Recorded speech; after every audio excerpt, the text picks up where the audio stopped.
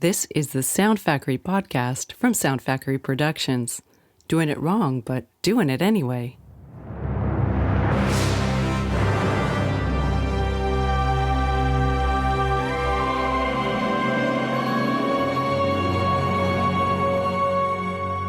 Hello, this is Steve Kilpatrick, aka Sound Factory. I'm here with Dr. Anikó Toth. Hello. And David Kennedy. Hello, Dave. Hello. Dave Kennedy is an artist involved in a wide range of things, but perhaps he's most famous for his collaborations with John Carpenter and Sandy King, particularly Vortex with Mike Sizemore.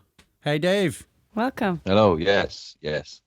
Thank you very much for having me in your humble Sound Factory home. So that was my rubbish description of what you do. How would you describe what you do to somebody who's never come across your work, Dave? I move swiftly. I hide very well. You'll never find me. You won't see me coming. No, I draw, basically. I've always drawn, but I currently draw for other people with my working partner, Mike Sizemore, who you know very well, who writes comics. I draw comics, and we do that for John Carpenter and Sandy King Carpenter and their company Storm King Productions. We have just recently finished the second of a couple of stories for them called Vortex. So Mike has already been a guest on the show. He told us a bit about Vortex. What's your take on it? It's basically, they were very kind with letting Mike and myself sort of run riot with a story that John had initially developed. It was John's original story, John and Sandy's story, and they brought Mike on to develop that story. And at some point, a decision was made to flesh it out in the form of a comic. It's horror science fiction. It's under the banner of a series of books called John Carpenter's Tales of Science Fiction. Awesome. The connection we have kind of goes back through music. You're also a musician. We sort of came up playing in parallel bands at one point. Yeah. You have a great love of music, and we sort of bonded indie nights, I seem to remember as well. So you are a rocker and an indie guy. I was everything to all men. Dave was the indie version of Sizemore. Uh-huh. So yeah, I wasn't quite full on Halloween. No lengthy guitar solos and those Ned's Atomic Dustbin tracks. Oh no, sir, maybe a saxophone or two. Yeah, so obviously music's always been important to you alongside art. Do you find that you have any crossover between the two? I started using music, not in a way that I was looking for any kind of attention, but I kind of needed it at the end of the day. And in the same way, my art would be the same thing. So there was a period of time where I was working for a sign writer. So I was getting home and I'm sitting there and I'm staring at the wall, and I had that urge of, you've just got to get something done, something made. Half the time it was artwork and half the time it was music, but it was always something that I had to get it out. I realized after a few years of that if I didn't include it more in the job I was doing, I would have no time to myself, because I'd just be sat at home making songs and drawing and never seeing anybody. So I tried to gear what work I was doing more towards at least one of them. Because one of the things perhaps a lot of the fans of your comic books and artwork might not know is you actually put out a full-length album. It's Yes. quite an achievement. Yes. Many people who claim to be musicians never ever achieve that goal. So that's pretty awesome. I always had sort of vague lists in my head of like, I wish I could do that one day. You know, like, I don't know, fire a shark out of a gun, or like go in space and laugh at everyone. But I always fancied just doing an album, whether it was just for me or for somebody else, whatever. The album kind of came about because of what I was saying before. I was coming home from work and I was just sitting down with my trusty Yamaha RS7000, twiddling knobs and making bleeps. Eventually I had like hundreds of tunes that I wasn't doing anything with. I was just enjoying having them and putting them on in the car as I was going to work to refine them, I suppose. After a while, one of my brother's mates heard it, and it turns out his dad had a record label. and said, hey, do you want to sign to a new record label? We're starting with your incredible work. And I was like, incredible, right? And it did come out. In fact, it's still on Amazon Music, I believe, and iTunes. Oh, cool. What's that under? If you search for Cherry Sheriff, which is the sort of name that I tend to use for all my artwork stuff and everything else, and the album's called Chill Up. It turns out the record label were not precisely the thing that I thought they were, and they once organised a gig for me to go and promote the album at a venue in Liverpool, and I played to exactly 0 people. No. Because they also had taken another couple of bands on their label, and they decided to put a dual gig on, not a gig where everybody plays in order, but they put one gig on downstairs and another one upstairs with bands. And it was me on my own downstairs. And even the girl I was going out with at the time, was listening to me and said, I'm just going to nip upstairs and see what's going on. So I watched her go up the stairs as I played music to myself. And I thought, yeah, I'm not sure these guys know what they're doing. I did also love the tale of the TV appearances, Cherry Sheriff. Oh my God, I forgot about that. Holy double Christ. I had forgotten about that. I will never forget about that. What, he had a TV appearance? He had a TV appearance as Cherry Sheriff performing I had a TV a track appearance. from Chill Up. I also indirectly had a #1 single. Yes, you did. Right, because There's a lot to unpick here. incredible people at the incredible people at the label that I was associated with, their main job was they owned thousands upon thousands of traditional blues records. They owned the rights to them and the recordings and everything else. One of the songs they had was Sister Rosetta Tharpe. Oh, wow. What is the Soul of Man? Yeah. I think it's called. Classic. And somebody used it in a commercial for a car, and it sold really well. Suddenly it was selling like mad. Now they owned the rights to the single, to the original music, who the remixer did not ask permission for, and therefore the rights to the #1 single were owned by these guys who ran my record label as well. So they then said, okay, well, we better put that record out. And I'm telling them, but you don't have that record. You have the original record. You don't have the remixed one that this guy spent ages doing. So they then said to me, oh, why don't you do it? I said, yeah, sure, I'll do that. I'll press remix button and I'll just turn that record into another one. Yeah. And they just assumed that I could do that. What in actual fact happened was I got ready to do that. I then got lumbered with so much work I didn't have time to do it because the single was due to come out. So I asked my brother, could he help? Yeah. And so I gave Pete all the instructions of exactly what I was going to do. And he edited a song together in Adobe Premiere, the video program, and output it as a sound file. Oh my God. And we chucked it over to these guys, and they whacked it on a CD, and it was the #1 single. And when people bought it, they were like, "It's not the same. This." I don't say what do you expect? So inadvertently, yes, I was part of being a #1 single. And the other song that I was on the TV for, which was bad timing because it was just around that time when I decided to try a gaucho mustache. Somebody had found the first ever football song, and as you probably well know, Steve, I do not even know what football is. Right? I care more about a crow than I do about football. And yet they once again approached me and said, "Hey Dave, can you press remix and do something with this record?" I said, but what do you mean by remix? They said, put a beat on it. I said, oh God, that's insanely embarrassing. I don't particularly want to do that, but they said, well, do it, we'll pay you. I think I got 50 quid for it, actually. Big time. So Big they time, did, definitely. yeah, so they time for chocolates. So they did that, and they said, music crisps. music crisps. So I did that. They recorded it, and the next minute they've put it onto a CD and they're making it available on their site, and they're contacting news people. And I'm like, what are you doing that for? And so they tell me to drive up to Chorley somewhere where the guy who owned the record label lived, and he lived in a house where everything was covered in doilies.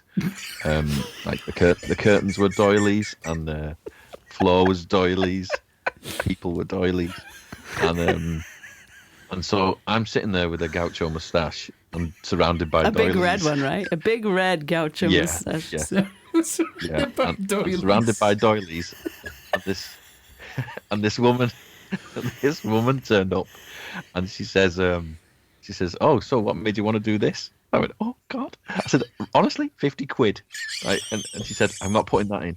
I said, "Okay."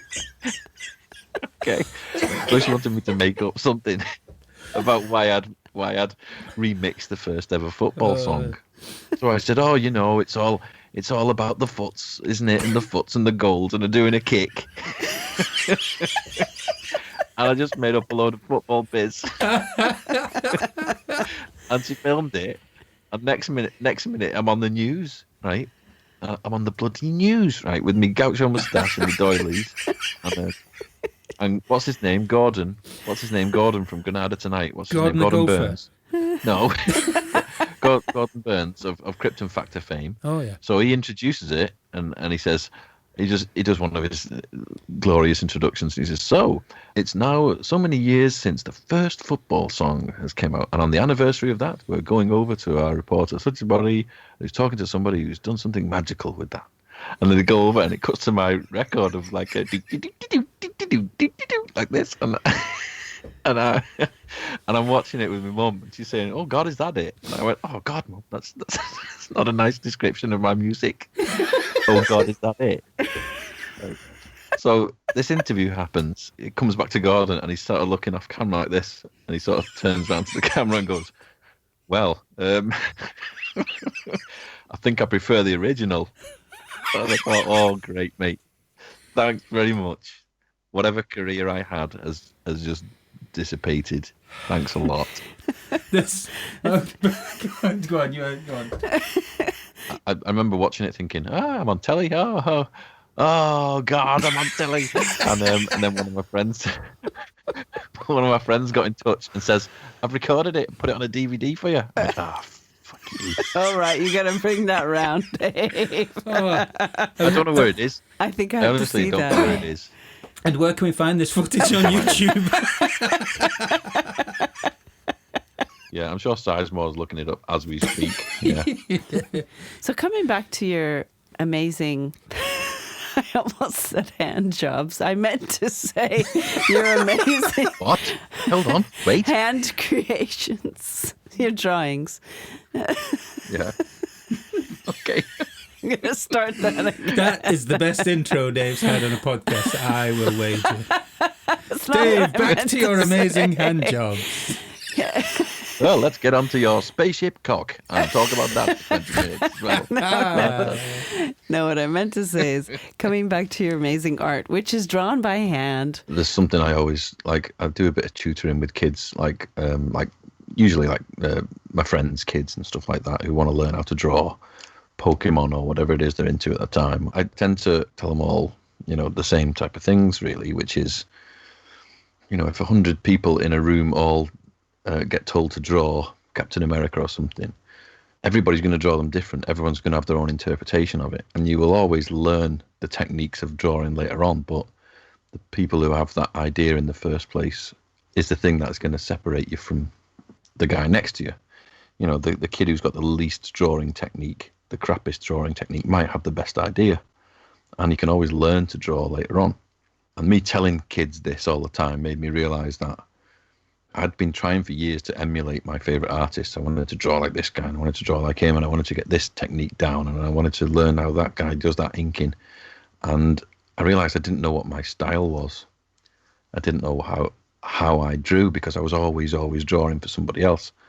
I'd been trying so hard to copy how other people draw. I'd neglected to look at the fact that I had 20 years of Photoshop experience with this Wacom tablet. And I thought, why am I ignoring this? Why am I trying to draw like somebody like Jack Kirby, who wouldn't have had anything like this to draw with and did incredible work with the tools he had? I thought, why am I ignoring all the tools that I know to try and go back to a traditional technique that I'm not as well versed in? Now, comics is all contrast because it's white page, black ink. That's it. That's the traditional basic comic. And everything that's come from that, all the coloured comics at the minute and stuff, are all still based around that same principle. White page, black ink. My artwork isn't. My artwork's come from a place where I've had to, sketch stuff that then becomes the cover of a computer game, or I've got to draw things that have to be turned into an animation on a website or something like that. I haven't been trained in traditional inking techniques, and I haven't been trained in creating a classic comic look. I did something else with my life, it turns out. And so for me to ignore that is to ignore the things that are making me at the minute, that have sort of accumulated to get me where I am. But there wasn't much contrast in the work that I do. It's got a sort of cold feeling to it, because that's kind of intentional. When you're working for John Carpenter, you know what his films are like. You know what the feel of the things he creates are. You know what his music's like. Story set in the deepest bit of space where you're supposed to feel alone. That's the whole gist of the story. We wanted to get that in. So I don't know whether John and Sandy had spotted that in my work, or whether I was just lucky that it sort of tallies the story and the feel of the story with what I do anyway. I quite like the fact that it doesn't feel like a comic, really. It does have a sort of cinematic feel to it, and it does have all those elements that I tried to ignore, but I can't ignore anymore. I do get bogged down by technical details because that's what I like to see in a comic. You've got artists like Jeff Darrow. He was one of the concept artists for The Matrix. Katsuhiro Otomo, who did Akira. They're both like really well known for doing stupidly, insanely detailed stuff in a comic that you don't need. Otomo-san hired teams of artists to copy his style, to draw page after page of buildings being destroyed because it was taking so long to do it. He needed them to do it, or he'd be a decade doing his own book. There's a sort of world destruction sequence, spoiler alert, in the middle of Akira, where you see like Neo Tokyo exploding and all the buildings going mad and everything. And it's pages and pages of destruction. If that was done in a glib way, you wouldn't be anywhere near as drawn into it as you are, because there's so much goddamn detail in it. I'm a big believer in making the stuff you'd buy yourself, treating yourself as the guy who walks into a shop, looks up at a shelf and goes, what am I getting today? Make the thing that would make you want to pick it up and go and pay for it. That's what I like in comics. I like detail. I like stupid stuff I don't need. I like putting the correct screw head on a panel on the wall behind some guy who's talking.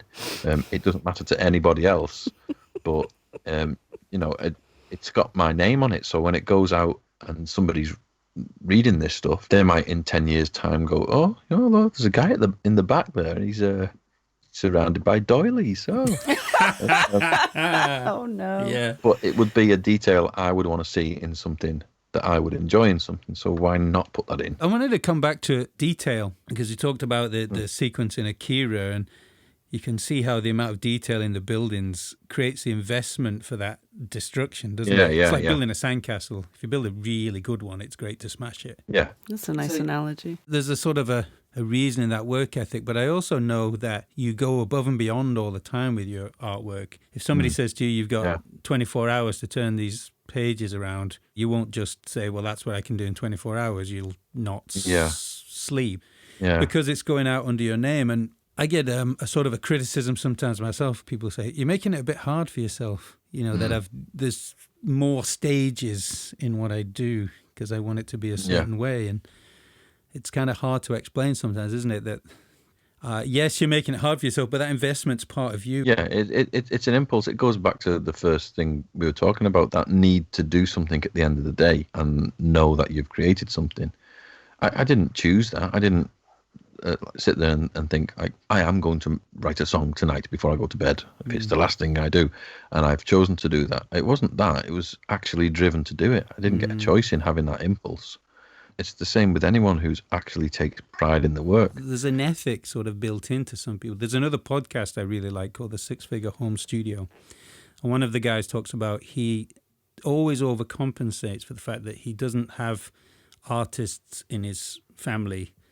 So he's always proving how hard he works because he doesn't do a proper job running a studio. Yeah. There's something about work ethic if you come like we do from family of tradespeople, where you're raised with that pride in your work and you don't get away with doing shoddy work. There was a key point for me making the leap into an industry where I was totally reliant on the thing that I've always done as a hobby and enjoyed myself in my own private time. It's always been my sort of like way of relaxing, drawing. You know, it's my thing. It's for me. And one of the things that held me back was that it was for me. And when you actually put effort into something and you know yourself it's good, you're always aware of false praise. You're always aware that you can just show it to your mum and your mum will say, that's great, love. And you're not getting actual feedback on stuff. And that was the thing that always held me back from saying, right, well, stuff all these jobs I'm doing for everybody else, I need to go and do this for myself. The first time I ever went to a Comic Con, 2014, I went to two that year.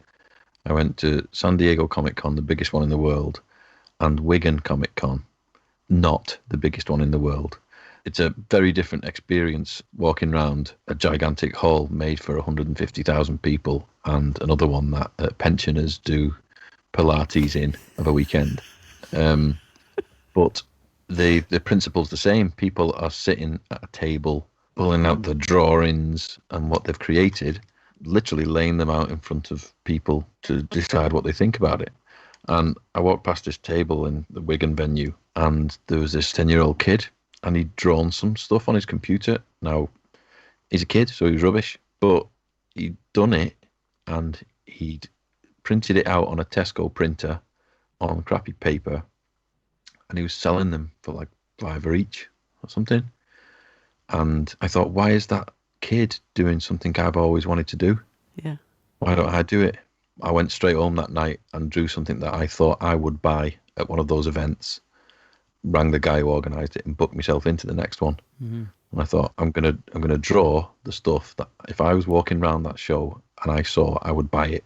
Mm. So I went home and drew a load of Transformers and a bit of Darth Vader and whatever else.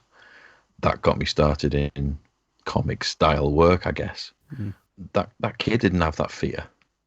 Working in that environment in a Comic Con, literally just all I have to do is walk around the floor once and look at everybody else there who's doing stuff, and they're of every level of ability. There are people that they're like who are light years beyond what I can do. There are people there who look like they've drawn with someone else's foot, and you think the difference in quality of all of them is vast, but the one thing that unites them all is the fact that they've all got the nuts to put the stuff there in front of people and be judged on it. Yeah. You either think that you're being judged on it, or you relax into the fact that you're happy with what you do, and you can talk about it all the day, you know, and just get on with it. And that kid taught me that. Just do the thing that you want to do. Keep going at it until you're at a level that you're happy with. And no one on earth can walk up to you and tell you that that's bad. Yeah. Because you're happy with it. And if you are, then somebody else will be, you know. Yeah. I've just stuck to that, really. Everything I've ever done, I've seen myself as the customer. And that's what you're talking about, Steve. That's your own ethic. At the end of the day, if a page is done and it's right, and I look at it and get that internal nod, then I can sleep at night, and then I can move on to the next project and get excited about that next. A comic book artist, I imagine, is already a comic book artist for many years before he does his first comic books, because he's living that life through his art until he gets to that point. It is a constantly moving and shifting journey as well. It's I just listened to a little interview earlier myself with a Irish artist, PJ Holden, who does a lot of stuff for 2000 AD. He was just talking about how to take your portfolio to people and get feedback on it and things like that, and looking for work. And he said something about, you know, you should be expecting to do like, I can't remember what he said, it was something like 400 odd pages of artwork before you actually think you're good. And I always say to kids, you know, I want to learn to draw like you, and I want to learn to do this and everything. And I say, well, first of all, draw for 40 years, then you'll have caught up. But stop thinking of people as like super incredibly special. They're not. I always say to them, the day isn't going to come where you sat in your terraced house in Wigan and you hear a tyre explode outside and Steven Spielberg's had a puncture and he's knocking on your door and he's saying, oh man, I've got a dead bad puncture outside, man. Can I come in and can you do us a brew? And hey, hold on a minute, do you draw stuff? Because if you draw stuff, you can come and make Jaws 9 with me. It's not going to happen, right?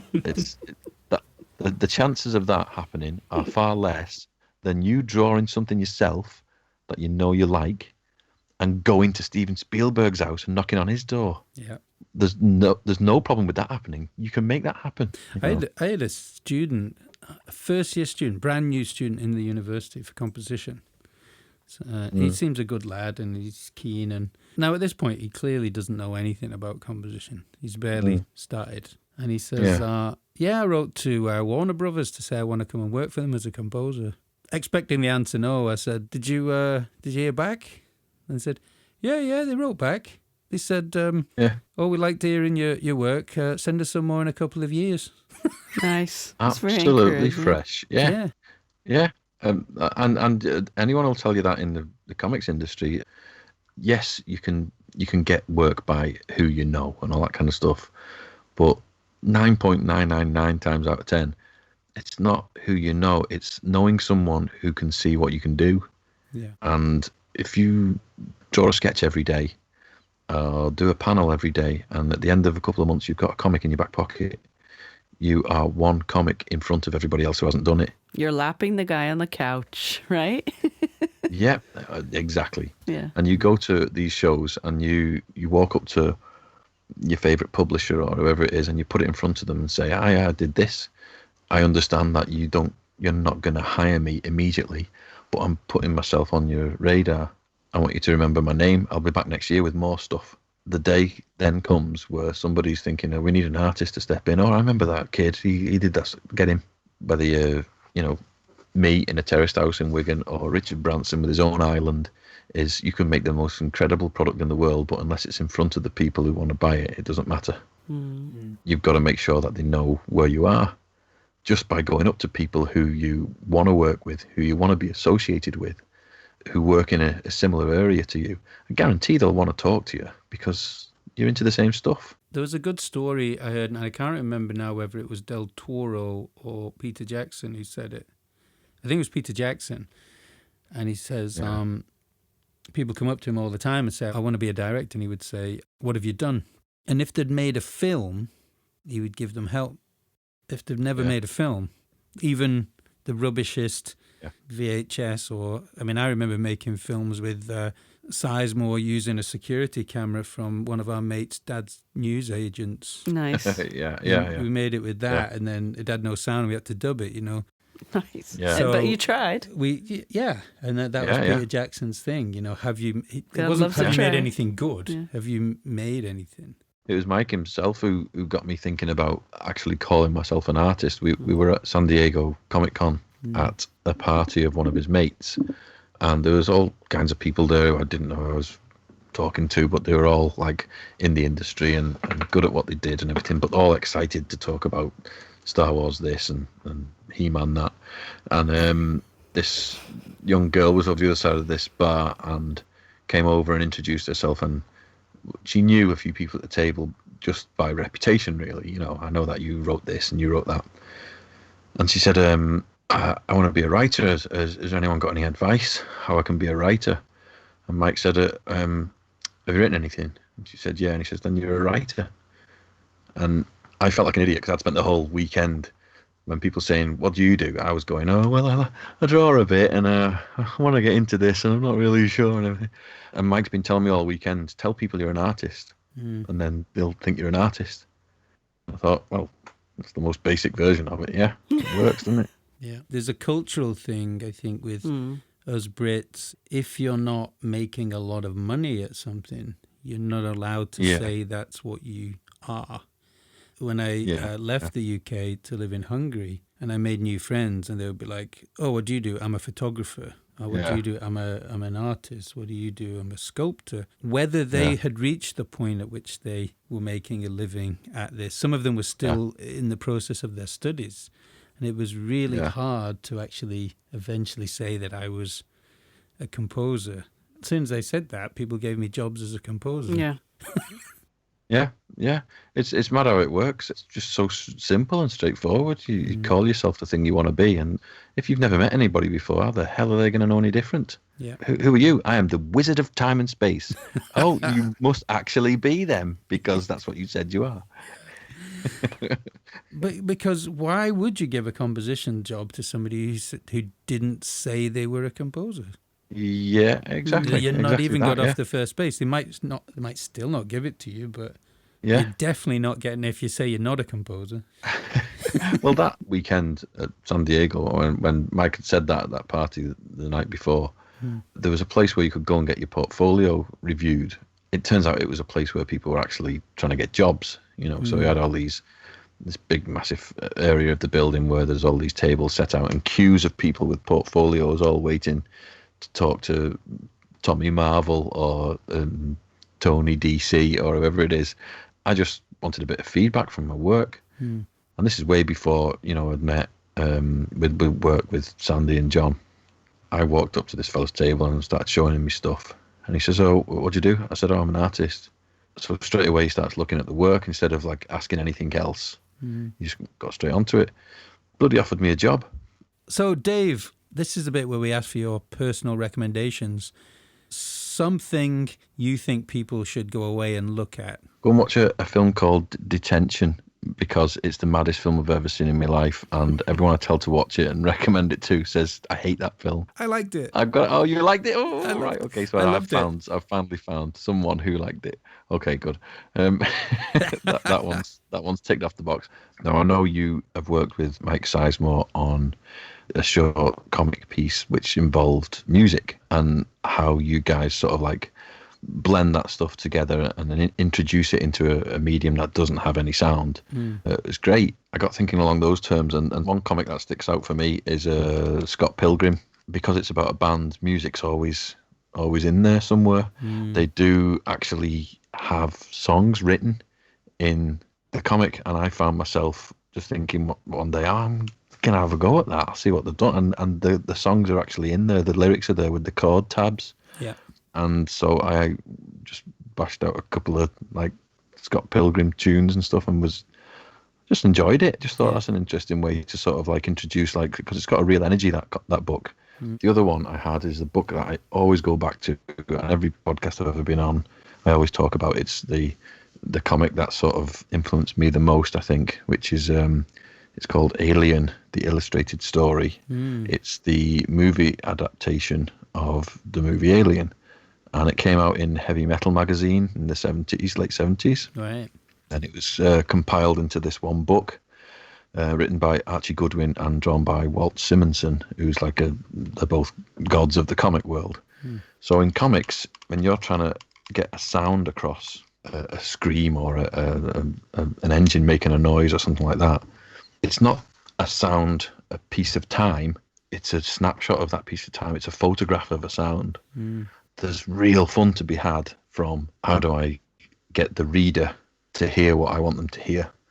I really enjoy doing sound effects for the comic because you come up with all kinds of stuff, gronk and biz and whatever, and like just words that don't exist. Yeah. But if you say them out loud, they, is it onomatopoeic? Or, Yes. Onomatopoeic. It basically gives you the sound if you are willing to read it out loud, And I think Alien: The Illustrated Story does that incredibly well. It doesn't do it a lot. It's not like whack, crash, bang, wallop, ping, flick, bop, pop, ping, wallop, zab, zab, zab, zabs. It's not all that stuff. But it's got like engine noises and the roar of the creature and the scream when it's getting somebody. I'm really glad you talked about that because I think that's such an overlooked part of comics. There have been times when I'm reading comics where that written out word for somebody who's having the head squished or something, you've actually gone, ew, it's so That's powerful. a visceral reaction, yeah. One of my favourite little moments was there was a comic that followed on from Carpenter's The Thing, and there's a moment, McCready's out on the ice, and then he gets found by a group of SEALs, Navy SEALs, not like little big eyes. He gets found by a load of guys having fish. and somebody touches the thing, and they, it's obviously infected them. And you get this moment where you just get this noise, like scrawly, sort of like ooh, coming out from him, but it sort of builds and gets scratchier. Yeah. And I can hear that noise because I've seen the film. I know what kind of mad scream was coming out of what's his name with his big hands like that. Yeah. It was like that. And I thought, oh, I've done that really well. And it really stuck with me, that noise. The only onomatopoeic sound effect I can remember currently in comics, because I'm racking my brain for one of these wonderful squishy ones, is the Doctor Who comic when the TARDIS would appear, would go warp, warp. Oh, yeah, didn't it? Oh, my God. Yeah, I remember that. Warp. I do have a love for your word gronk. You could have like a definitive book. A sketchbook. They have the anatomy book that all artists used to refer to at one time. Yeah. You could create the definitive onomatopoeic. There is a onomatopoeia like encyclopedia online. Is there? Oh, brilliant. For comics. It never has the one you want. You want a helicopter blade goes through neck or something. Yeah. They've never got it. Slish. Wrong. I would say slish. Aniko's putting slish out there for anybody who's Do you looking like for a slish? helicopter. Slish. This is pretty good. I'd probably be tempted to add a few more S's and H's at the end, because then it continues off the page and it helps that blade to have a bit more movement than it needs. And it can be following the whiz lines. That's my technical term. The whiz lines of the blade could have. They are called whiz lines. Whiz? They are called the lines of the blade. That would be so much fun. I'm thinking of that sketch when Mo, the tavern owner in The Simpsons, that's to teach class because of the teaching strike. And the kid draws a picture of him. And he says, I've drawn a picture of you. And he goes, look at that. You do the stink lines too. And there's all wiggly lines coming up. Stink lines. That's a technical term. My website is jerrysheriff.com, and I'm the same on Twitter and Instagram and the Book of the Face, and probably any other social media things that don't exist yet, like Hell Egg or Zip Eye. Zip Eye, Wind Priest. I'll be on all of those as Jerry Sheriff at some point. So you can find me at Sound Factory on the Twitters and at soundfactoryproductions.com, and we can find Dr. Anikó at Coco Vocals, and it's cocovocals.com.